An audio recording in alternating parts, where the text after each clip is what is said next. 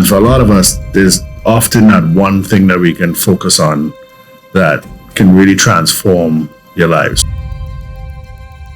And the video I always used to show was called How Wolves Change Rivers. And it's a video of how they reintroduced wolves into the Yellowstone National Park. And what happened over time is that the animals started staying away from the open plains because the wolves would hunt them. The open plains began to regenerate. As they regenerated, the banks of the river started to come back. Beavers started to come back, birds started to come back, and the entire ecosystem changed. And eventually the course of the rivers changed. And the wolves are what we call a keystone species. So if you remove the wolves, it transforms the entire ecosystem.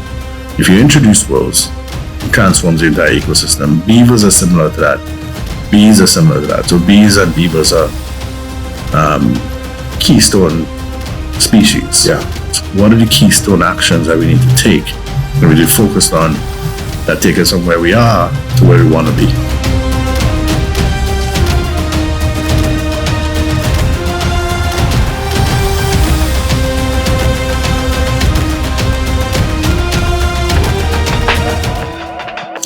Well, good afternoon, everybody. This is Chike Farrell, and I am really excited today. We're having a little bit of a crossover type event today where we are recording for Uptick, which tends to feature Caribbean innovators live and dig into their stories.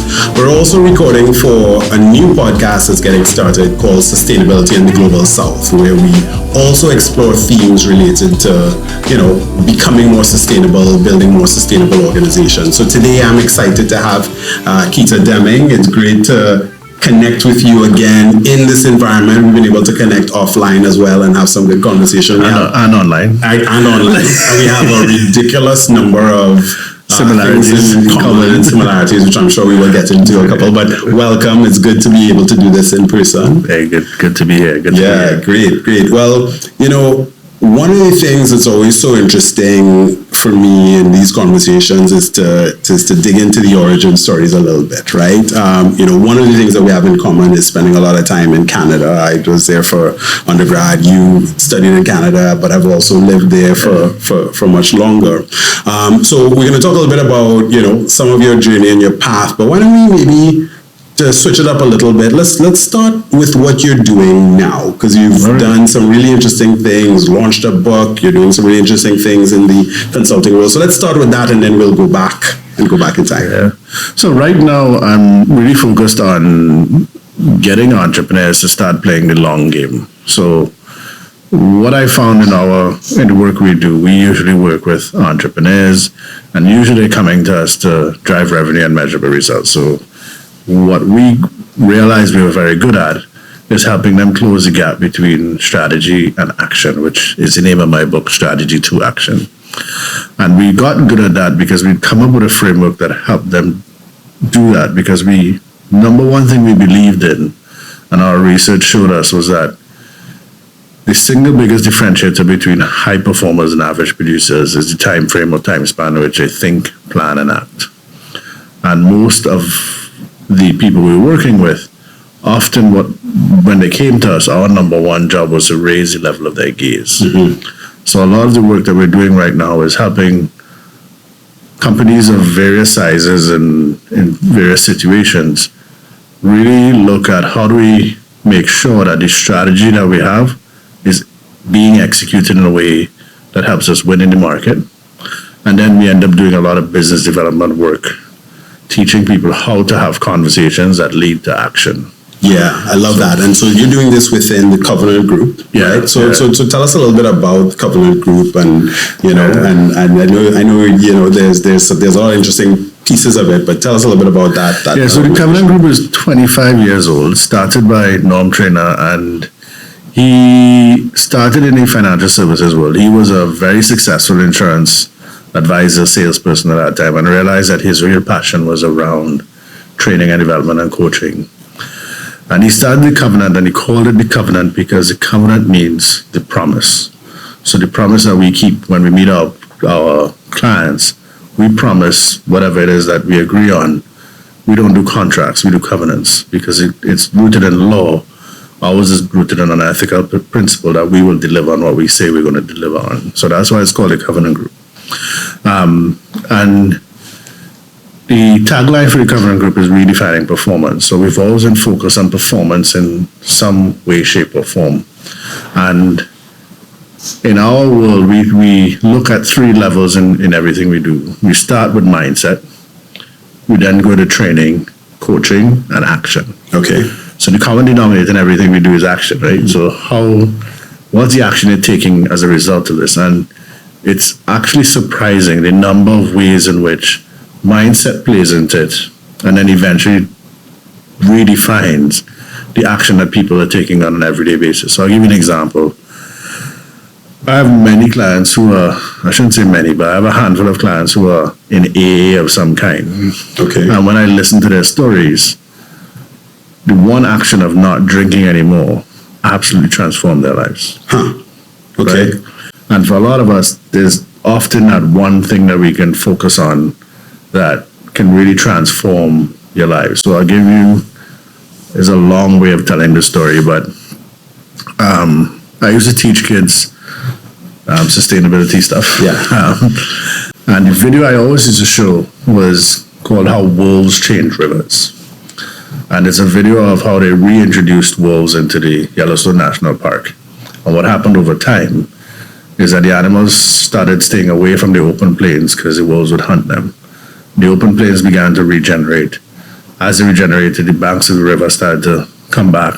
Beavers started to come back. Birds started to come back. And the entire ecosystem changed. And eventually the course of the rivers changed, all by introducing a pack this one thing. Okay. Book of wolves. And the wolves are what we call a keystone species. So if you remove the wolves, it transforms the entire ecosystem. If you introduce wolves, it transforms the entire ecosystem. Beavers are similar to that. Bees are similar to that. So bees and beavers are keystone species. Yeah. What we do a lot of times in our work is, because we start with an assessment, is we're trying to find out what's the keystone action in your company that will transform the ecosystem of the company. And we really like to work on those kind of big levers. So that's currently what we're doing. Yeah. A lot of work around closing that gap between strategy and action and helping company find those, what are the keystone actions that we need to take and really focus on that take us from where we are to where we want to be. I love that. I mean, it's always been, I guess, a feature of my own entrepreneurial journey. I always remember that the stories that fascinated me and scared the crap out of me in school were the stories of the companies that could have seen this big change coming and didn't, and then the opportunity just passed them by. So the Kodaks and the others, you should have owned digital cameras, but you didn't, and and so the idea of evolving and not being afraid to evolve and change and adapt is always sort of a piece that's close to me and near and dear. Like, oh yeah, just don't be that company that just thinks that the world is going to be this way forever. And I think that's such a, as I've been digging into the sustainability space, that's one of the things that, of course, there's many different dimensions of sustainability, the environmental, social governance, and so on. But let's say from an organization standpoint, building a business that survives and thrives, that's one of the things that's really important. So you talked about thinking for the long term and how thinking long term versus short term can lead to really significant outsized results. Can you expand a little bit on that? Because, you have many organizations, okay, we went through a pandemic and, sometimes you have things that lead you to think about what's right in front of your face, immediate survival. So how do you see organizations best reconciling long-term versus short-term to gain the sort of results and rewards that you're talking about? A couple things I want to touch on before you get into that. So I love that you talked about the companies and stories that scared you, because I love those. But I think there's an important distinction in those. Take Kodak, for example. Kodak had actually invented the technology and it sat there and the company died. Versus Blockbuster, who looked at Netflix and laughed them out of the room when Netflix came and said, hey, we need you guys to buy us because we don't have enough runway. And now Netflix is just like a behemoth of a company, right? And I think those are two very different actions. One is sitting on technology. Yes. In hindsight, 2020 sounds insane. Right. And then the other is being so arrogant that you're like, we own this. We don't need to be in any market. So let's use Blockbuster as an example. If Blockbuster had said, okay, 20 years from now, will people still be walking to the corner to pick up a video? Mm-hmm. What are the chances of that? Anybody who was looking at technology at that time was like, that business model is likely to change. Sure. Right? But at the time, their biggest revenue source was late fees. So nobody wanted to be the person to cut late fees. Yeah. In fact, they cut late fees for a little bit, and then they changed CEO and he brought back late fees. I think that's how that story goes. So in answering the question of thinking along a timeline, you have to extend what I call the spotlight, and you have to extend the shadow. So the spotlight is things work out tremendously well. What does that look like 10 years from now, etc. So you look at the spotlight. Then you have to look at the shadow. This decision we're going to make today, how does that impact our company 10 years from now? So there's that kind of piece around it. Then there's a piece around, let's use your company as an example. You're an education company, you're looking at what are the moves we're going to make today that we think will win in 10 years. Mm-hmm. And usually what you're going to do is you're going to pick 2 or 3 keystone events that we're going to bet the company on. That's right. And then you go from there. The challenge is what happens is most people look at, okay, this year we want to grow by 10%. What's our plan to do that? Cut expenses, do this, do this, do this. That's not a strategy. That's a plan. Mm-hmm. And usually that plan is just about some kind of revenue minus expenses formula. Yes. Not necessarily a strategy, whereas Netflix, for example, okay, we're going to eliminate late fees. You can have all the CDs you want. The strategy is no late fees. We're going to move from you having to give this physical CD, we're going to do streaming. That completely transformed the company. Yeah. And today, they're in production. They're producing films you can only get on Netflix. Right. Which makes it, and that's a brilliant strategy because now you have all these other streaming platforms. It makes streaming platforms annoying because you have to have like 10 subscriptions. Exactly. 1 million subscriptions like to get all this $100 a month. It's crazy to get all this stuff. But my point is that they're looking at where they think the puck is skating. And here's the thing. You're looking where you think the puck is skating. There is no guarantee the puck is going to be there. True. And that is the hardest part about strategy. The hardest part about strategy is that you should feel like, I am not sure if it's the right move, but given everything I know and all the information I have and where I think the world is going, I think that's where we need to go. Yeah. If you are absolutely sure of where you're sitting, you're probably not being strategic. That's probably a very dangerous place. That's like the most dangerous place. Because here's the thing. Your competition, somebody else is likely being strategic while you are sitting around planning. Yeah. Well, in the tech space, which I think applies to multiple spaces, but it's sort of one of the areas where this has become popularized. One of the ways that you can address that, and I sort of say to the team, is, okay, you drop the plan on the sidelines and then you go play the game. And in the game, you have to be able to adapt and react to what's happening. So I thought we were going to have success going down the right wing. We're not having success going down the right wing. We need to be able to adapt and do something different. What is the role of sort of adaptation, even in service of a longer North Star objective? How do you see the best companies do that? Remember, it's a compass, right? And you're much better off having a plan. This is the compass, this is where we're heading, and start. And there's a quote attributed to Mike Tyson: "Everybody's got a plan until they get hit," right? And no plan survives real world without the adjustment.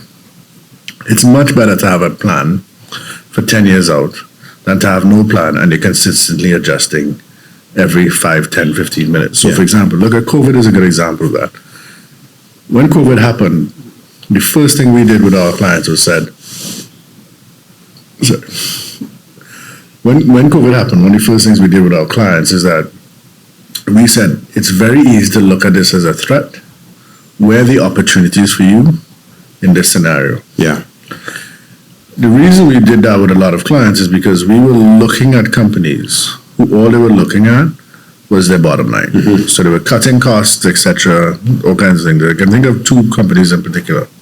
They're competing against each other. One took a cut cost approach, fired people, laid off people, all of that. They had got rid of people to save the bottom line. The other company said, we're going to try and keep as many people as possible. Senior leaders took pay cuts, took delays in pay, etc. They did all they could to keep as many people as possible. They took a very different approach because they figured at some point COVID is going to be over. Yeah. How are we going to sit after that? When the dust settles, a lot of companies who were in Company B was that cost-cutting approach actually moved away. The best talent from Company B moved to Company A. So now Company A has highly engaged employees, has gotten the best talent from the competitor, and the competitor is now struggling to hire new people. Right. It's lost its best talent, and its best talent is now working for its competitor. Yeah. Because they played a short game. That's right. And there are lots of examples like that where you have to think through what's a long game here, what's a long play here. So let's take people who are resistant to, let's say, online banking, for example. My question to you is, do you see a world in which online banking is not the future? Yeah. The answer is no. So you either get on online banking now, or you can keep driving down to the bank as much as you want. That's right. That's You're right. going to be left behind. And there's lots of examples of that where tons. people, you have to think about where is the world going. The traditional pest analysis and SWOT analysis still hold. Mm-hmm. We have to look at what's happening politically, what's happening economically. Like it's there.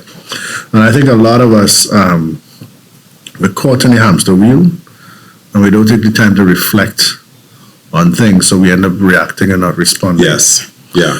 And leaders really need to take that time to be like, hey, do I understand my business? Do I understand the market? Where are things heading? Because it's not a matter of if you're going to get disrupted, it's a matter of when. Mm-hmm. The average lifespan of very few companies live more than 40 years old. Like most companies, done 40 years.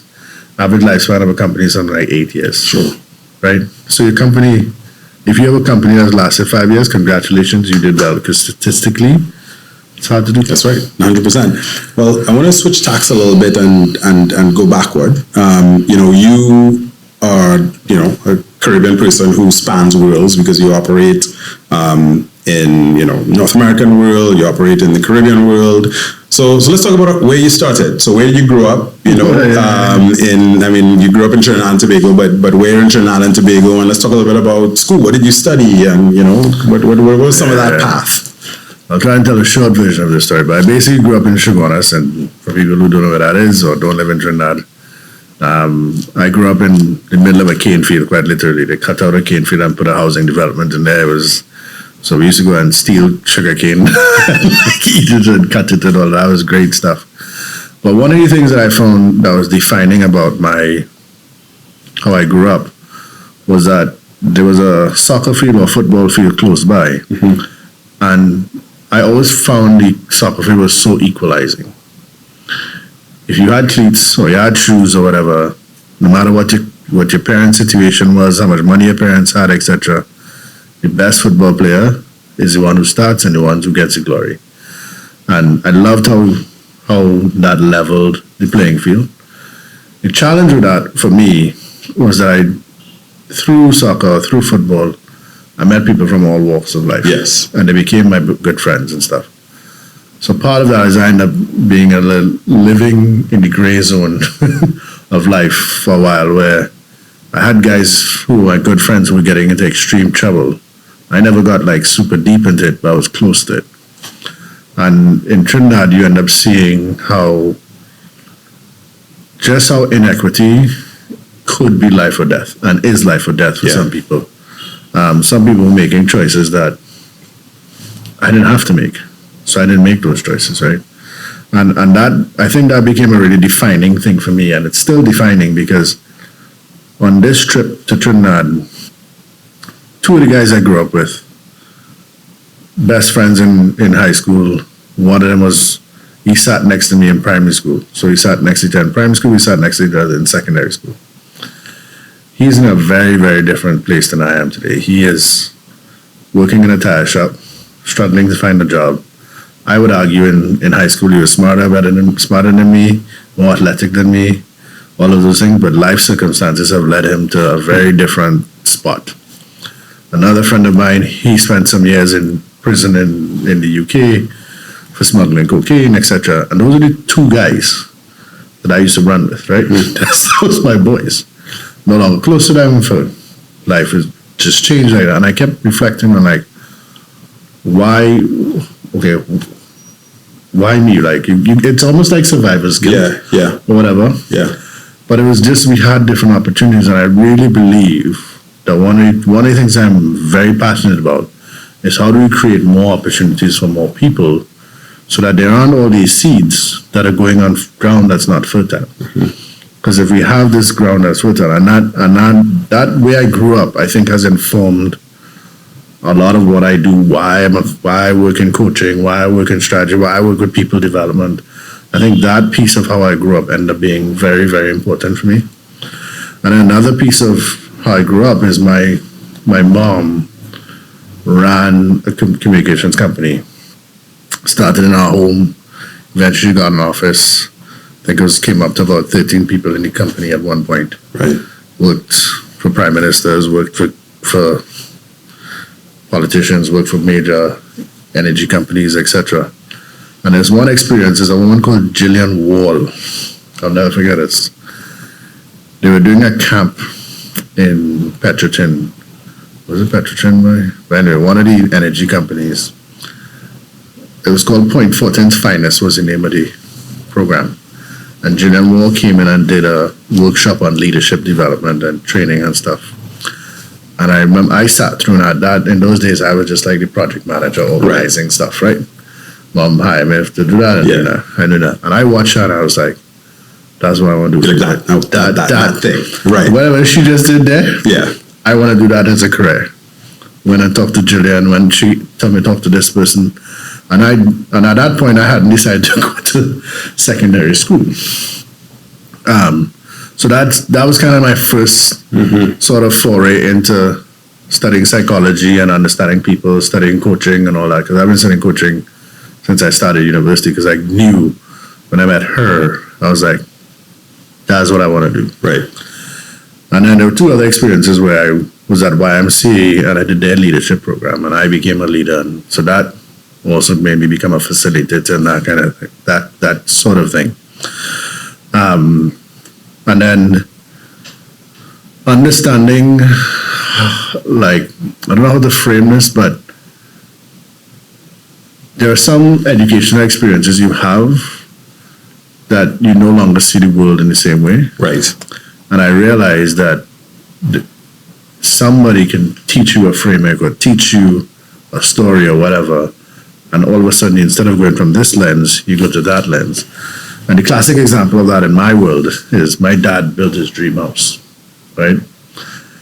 And I don't know if you know what foundation bricks are. They're like these big cement bricks that are quite heavy. And he had 300 of them, and he said, move them from here to there.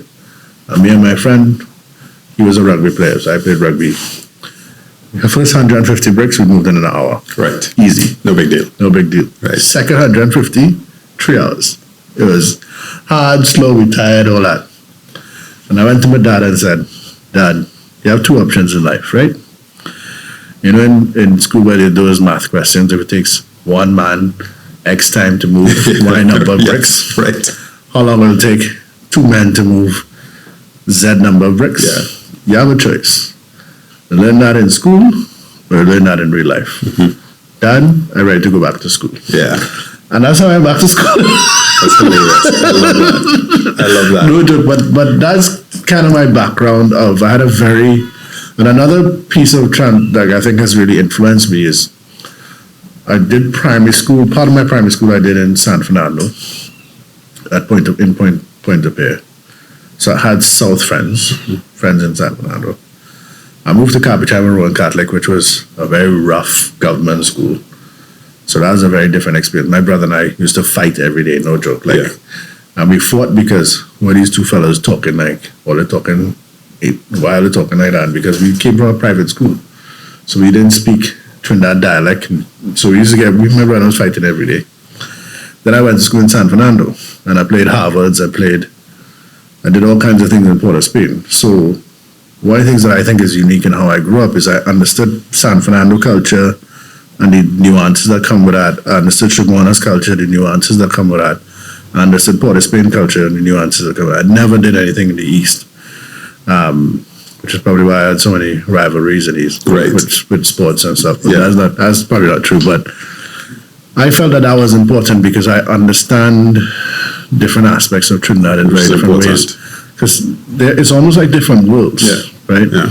And I think that skill has transferred into working in Canada, where because I understand all these different cultures in Trinidad, I now have this sort of intuition to understanding different kind of cultures when I go into an organization and you can see, the factory department working, they have a different culture, but the delivery guys, they have this different. I could spot that really easily, and I think that was an accidental piece of just how I grew up. I don't think that was planned, but that's a little bit of how I grew up, and then went to school in Canada after I did the bricks story. Went to school in Canada because at that point I was just a hustler. I was like making money. I could make money. Went to school in Canada. Decided to do. I went to the University of British Columbia, and they had a leadership program, student development program. So they trained me how to teach kids to be leaders and all of that. So I've been doing this leadership thing since in university. And then one of the things we did with that is we implemented a coaching program, a peer coaching program. So I used to teach people how to be coaches and all that. And then I did a master's in organizational change and development, which is where I got my first ever academic award. And then you went from there. I went on from there. So, that's how and that's the short version of the story, but I have a non-linear career. What I enjoyed about that is you talked about, I think for all people, when you kind of look back, you have these moments that kind of shaped you, right? Yeah.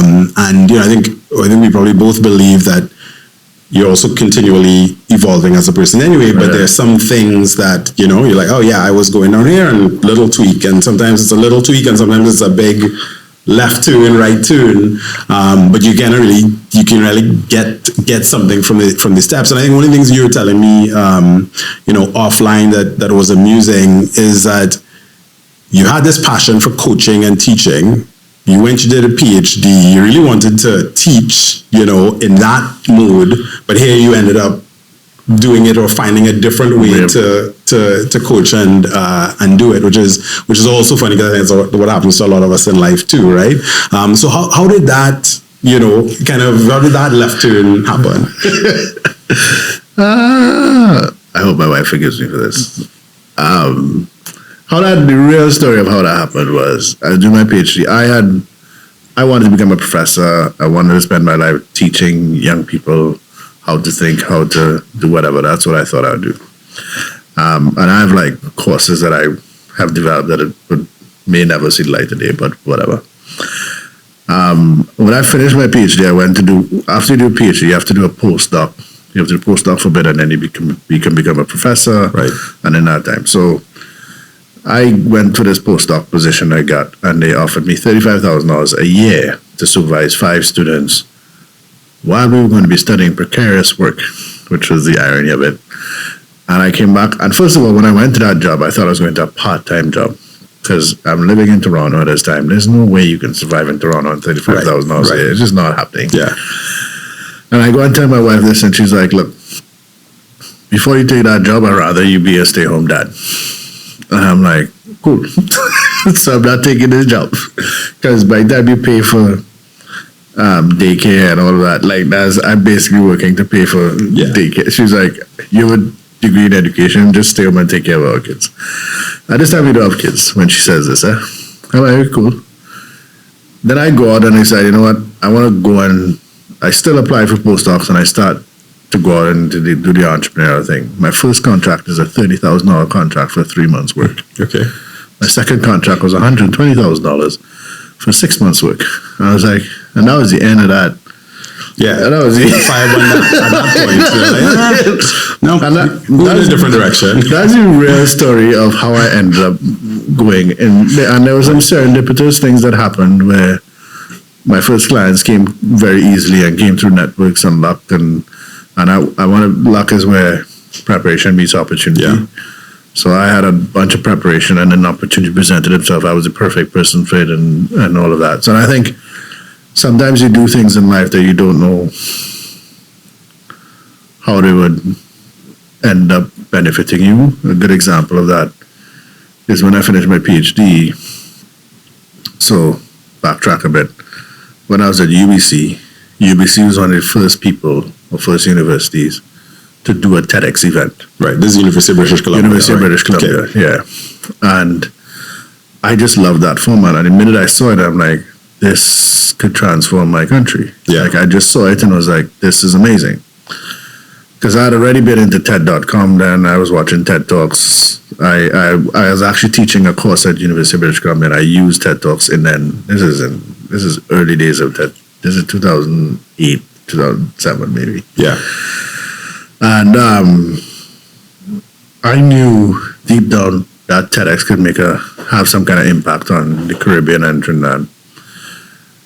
So when I finished my master's, I decided, okay, you're finishing master's, do something that you're likely going to fail at. Given the skills you have right now, given where you're at, do something big because you don't have kids, you don't have any partners, I was single at the time. Now is the time to take that kind of risk. Sure. Do something you're likely going to fail at. And he said, I'll do TEDx. But wait, I mean, I'll stop you there because, that is not something that 99, maybe 0.9, but definitely 99% of people would say as a thing that I'm going to do. I mean, in the Caribbean, one would say that I think that's definitely changing as the younger generations come up. But we, often say we're a very risk-averse culture. We don't like to fail. We're very, risk-averse in some ways. So how are you, trainee, here abroad, coming up with a thought? No, I'm going to do something that I'm likely to fail at. Like, you need to unpack. Given the skills of where I'm at. No, right. It's pretty simple. I was studying innovation. Like my master's was organizational change and development. Like I was studying how we make innovation happen in organizations, companies, etc. How do we work with people, quote unquote HR structures, all of that. Sure. And I really had no idea what I was going to do. Yeah. Like I knew I wasn't staying in England because I left England as fast as I could. Because the seeds of Brexit had already been planted when I was there. And I saw that writing was on the wall for me. I'm out of there. So I came back to Trinidad and I didn't, what was I going to do? I worked in my mom's company. I'm like, you got to do something for yourself. And I was like, okay, do something big. What's something big you could do? And I always had this TEDx thing in my head. Right. And I was like, make a big leap. Because at that time, I didn't know anything about production. I knew coaching. I didn't know speaker coaching. Sure. I had no idea how to organize ticketing it was just all this stuff that It was all new. A lot of it was new. Yeah. I could do projects. I knew how to manage projects, which is probably the best strength I had. And I just didn't want to I wasn't interested in going to get a job in BP or TSTT. It wasn't something I was interested in. I was like, you have a year to try something. So go big. That's great. And I think it was 5 years later, I would have probably started a tech company at that point. But in those days, Facebook had just come out. This was 2009, 2010. Sure. So I was just kind of thinking, okay, what's something that you could do that's big? And I knew that failure was a big part of learning. So for me, the worst thing that would happen is I would fail at this thing and I'd learn a ton. Learn something, yeah. That's what I figured. Yeah. And my dad was like, okay, what's the business model for this? I'm like, that is a non-profit event. He's like, sorry, what? He's what? And then my dad is like the biggest TED fan now. Sure. He goes to like TED, Big TED. He goes to TED events and stuff. He's a convert. But that's how it started. I don't have a rationale for it, but I do tell people, if I had done a marketing assessment and done the whole like feasibility thing and all, I would have never done it. Yeah. It just would never happen because it made no sense to do. It was, people didn't know what that was. It just wasn't feasible in the market. But sometimes you do things that are kind of, yeah, you know, and I understand that. And here's something I learned this year. I didn't know this. I learned this year. Most TEDx events happen once. So there are 18,000 TEDx events around the world. Most of them have happened once. We've had 12 TEDx events here in Trinidad and Tobago. Yeah. So we've gone 12 times. We planned to do one and see how that was. And the first event, Mark Raymond was on TED.com. So we were like, we got to do this again. And success just happened after success. And TED came to Trinidad, was like, how are you guys producing such great quality events from an island? Because we were the only island country that was producing high quality talks, high production value, all of that stuff. And that also made me double down on the Caribbean is more than a tourist destination. Yeah. We have so much talent. And one of the questions people ask me is like, those speakers you had this year were amazing. How are you topping that next year? I was never worried about that because I just think we have so much talent across the Caribbean that like, I'm not worried about that piece.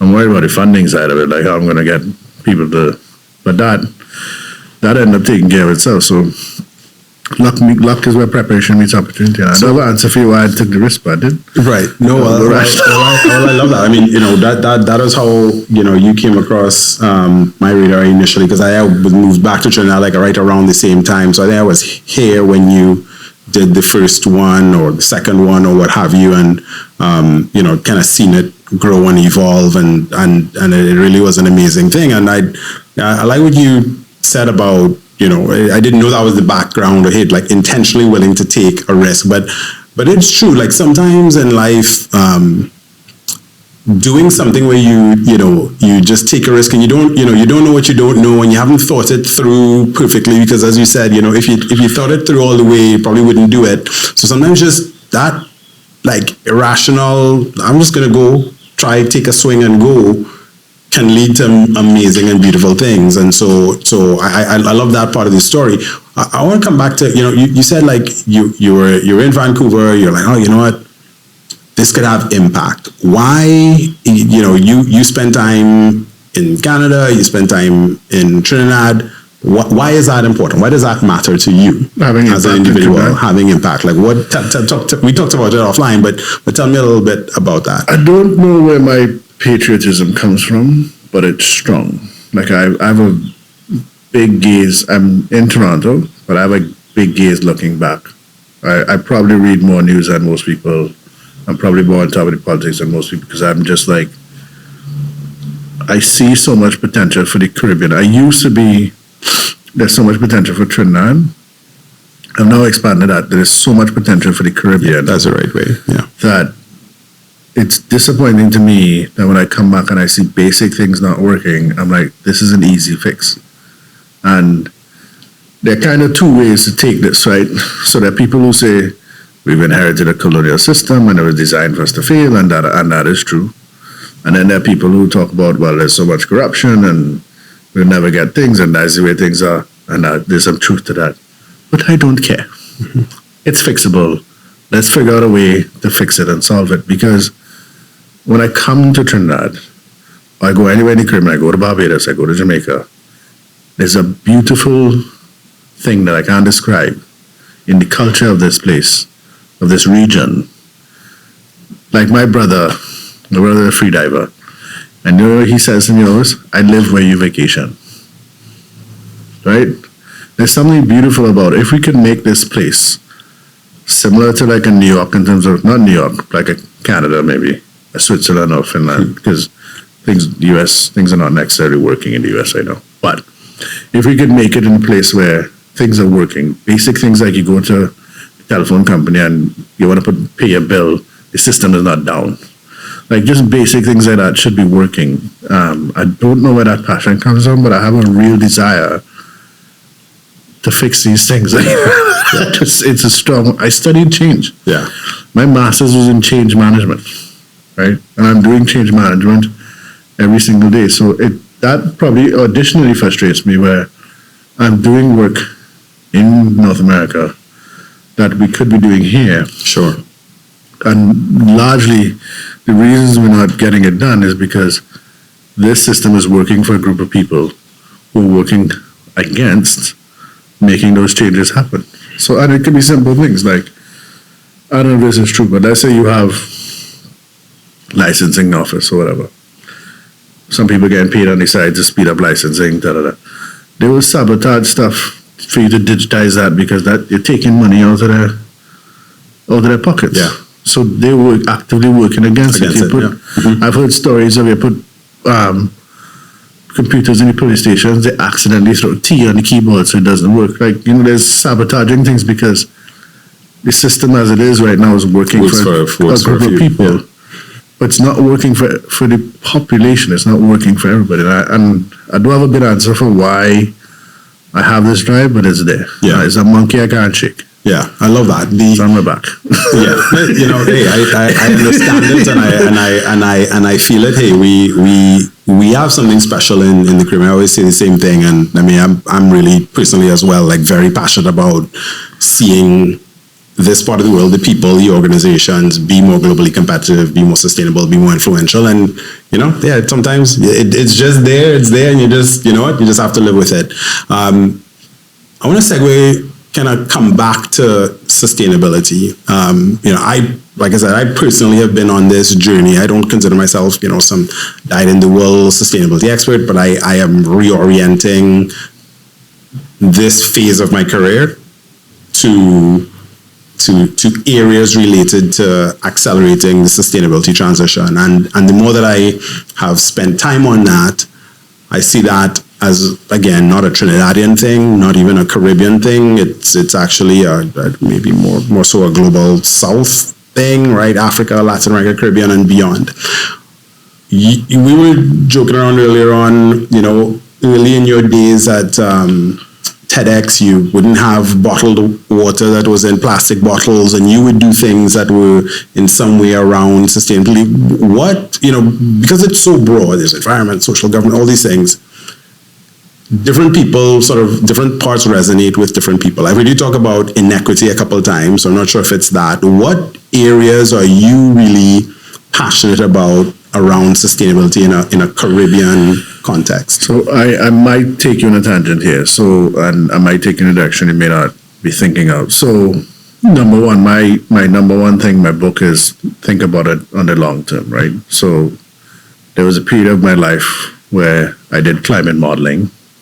So we used to do models where we built out if CO2 rises this much, if the ocean warms this much, what will happen? Spoiler alert, it's screwed on the most optimistic ones. And this was 10 years ago, right? Maybe 15 years ago. Right. And I went to a conference, and this woman was talking to me, and I said, I don't want to have kids, because I didn't want to have kids at the time. And she said, why do you want to have kids? I'm like, we're in this climate work. Why are we bringing kids into a world that's doomed?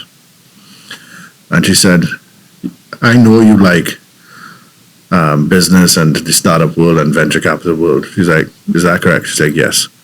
Why do venture capital people invest in a startup? I was like, skin in the game. She's like, you can't be into climate change unless you have skin in the game. And I was like, what do you mean by that? She's like, you need skin in the game. She was like, you need to have kids if you're serious about climate change. And talk about a slap in the face. I was like, whoa. I couldn't argue with that. I just couldn't argue with that. So as the world is running right now, it is not sustainable. Whether you call it climate change or whatever it is not sustainable. The irony of that, the irony of one of the things that's happening is our technological advances are impacting our social infrastructure. Yes. So our social resilience is being depleted. So simple things like we have a loneliness epidemic. That's a challenge. Simple things like older folks are isolated and have no community anymore because they're living alone in apartments. And that's actually contributing to poor well-being for them. And there are lots of things like that. Sea levels rising is a piece of that. Us living on oil, piece of that. So there are a bunch of things that we're doing that are not sustainable, just in terms of we cannot sustain it. Yeah. There's a definition of sustainability which has to do with climate change and environmental stuff, etc. But I know, without a doubt, if you look at most countries in the world, what we're doing right now is not sustainable. Yeah. It's going to not end well. Mm-hmm. It could end in civil wars. It could not even end, but it could result in civil wars. It could result in all those kind of things. And my passion is, how do we have a good life wherever you live? Wherever you live, you should be able to find a good job. You should be able to walk down the street without being worried about being raped or murdered or anything like that. I think that should be true if we are having a society where people are developing. If you want to have a society that is less civilized, then I think that's a piece that I think we have to address it. My passion is on the social side. Yes. And what I mean by that is my PhD was on innovation that is social. What I meant by that is organizational change is largely about people. Mm-hmm. Team development is largely about people. My master's thesis was most development is failing because we're failing at the organizational level. So the organizations are failing to implement. And that was kind of where my master's thesis was arguing. And then my PhD thesis was saying, if we want to get serious about change, we have to look at the social infrastructures. And there are three components to that. The paradigm that you're existing in, and the paradigm has shifted. So an example of that would be COVID. COVID shifted the paradigm about how people work from home, or etc. And a paradigm does two things. It sets the rules for the game and then sets boundaries. That's what paradigms do. So the paradigm shifts. The second thing that happens is, the second component of that is resource flow. So resources begin to change direction in the system, whatever system you're talking about. So let's stick with the COVID example. We're now putting more resources in online, etc. Like you got to put more resources in security because people are taking the computers home, etc. So it shifts the resources. And then thirdly, it shifts the interactions between you and I. It shifts the actual interactions. Those are the three pillars of what I think. I don't like using the word social change, but change that is social, change that involves how we interact, because social change has been co-opted to mean a specific thing that involves activism and stuff. I'm not talking about that. Right. I'm talking about the fact that in today's world, there are kids who are getting depression because they're on social media kind of thing. That is a change in how we interact socially. When I go to Tobago, not everybody says hi. 15, 20 years ago, you go to Tobago, everybody says hi. When you go in an elevator, everybody says hi. Those social changes, those are the changes that I'm talking about. Yeah. And I think if we focus on that, you would see a marked difference across any society, and it has to be about the people first. I think the technology is easy. That's the easy side. We could fix the technology. I could write code to do this. I used to write code. Right. We could write code to do all kinds of things. That's easy. The engineering is easy. Yeah. But the people and the the politics and all of that, that is the hard part. And we're not spending time. First of all, universities and schools are de-investing from social studies. We're focusing on STEM, which is why there's now a big fight to do STEAM. You're putting arts back into it. It's ridiculous. I think it's crazy that you have people who are writing software as powerful as Facebook, etc., and they've never taken a sociology class or a philosophy class. Right. I think that's insane. That is like the Amish talk about, before we bring this technology in, what would be the impact of this technology on our society in 10 years? If they think the impact of that is not with their vision, they don't bring it in. There's nothing like that in our world, and AI is a good example of that. Another example for it's sure. a classic example of that, That's right? Yeah. So that's kind of how that's my lens of the world. It's the work I do. It's why I believe in coaching, and I believe in training, and I believe that I want to be clear on one thing.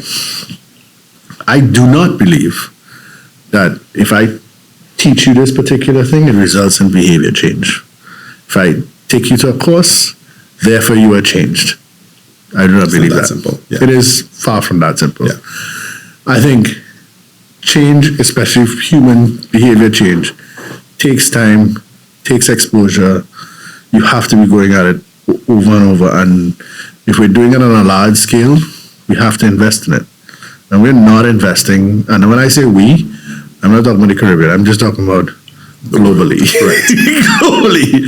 We're not investing in people in the way that we need to be investing in people to produce high-performing teams, to produce like companies that are thriving and surviving, etc. If you want a thriving company, the number one thing you need is a speak-up culture. I need to shout out Shed. Shed is a now friend of mine who wrote a book called Speak Up Culture, which is really about psychological safety. We know that people being able to speak up is the number one predictor of performance. Is it safe? Is it worth it for me to speak up? Right? And that's true in organizations, true in society. Like in Trinidad, we don't talk about certain topics. Sure. Because it's not safe and worth it. Well, I was gonna say that actually is a good segue and a place that as we wrap, because I love to like wrap with a kind of a call to action and a thing that that the guest has seen that other people can take away a big learning, and one thing that you've talked about which resonates with me a lot is I personally have a bias toward action, and I think that through not just, depending on government, but organizations and the people within organizations can create change. And you can do something, and if you do something and I do something and we all do it, we can have real significant impact. So what's a I guess a closing thing that a leader of an organization, particularly building on what you said about, creating culture, creating action within your organization, what's a thing that a leader can do now that you would recommend if they want to drive some of the types of change that we're talking about to advance the Caribbean? Stop and reflect, not action. We move to action too quickly. We look at problems and we think we know the answer, and often we're solving the wrong problem, asking the wrong question. We need to slow down. The slower we go, the faster we get there. The more we understand the problem, the faster we get there. Having said that, one of the things I have said before is that your tactics should look like your strategy in action. So to me, start with strategy first. What is the strategy here? Where do we want to be 10, 15, 20 years from now? Most people are like, we need to grow this company by 5-7%. Sure. Let's bring in a sales thing to teach people sales. Versus, what is the thing that will make our clients love our product more? So therefore the sale becomes easier. What is it that's missing for the client, the end user, etc.? That's a very different approach. It's longer, it takes more work, etc. But you're more likely to win in that approach rather than. And some companies are going for 1% growth annually, and they're doing all this money, all these things and it's 1% growth that they're going for. I'm like, sorry, what? Can we go into a new market, that kind of thing? Yeah. So yeah, I think start with strategy would be the answer, and I'm biased to that because I just wrote a book called Strategy to Action.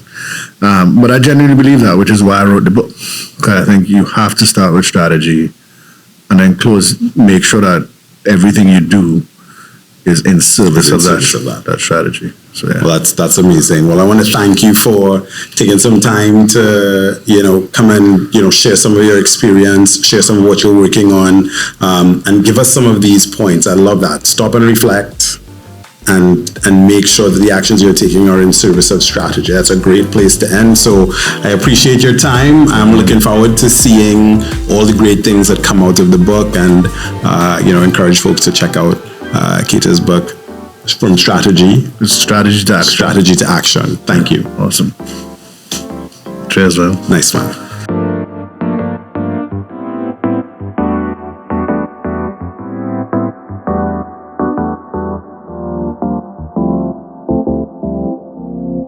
Thank you.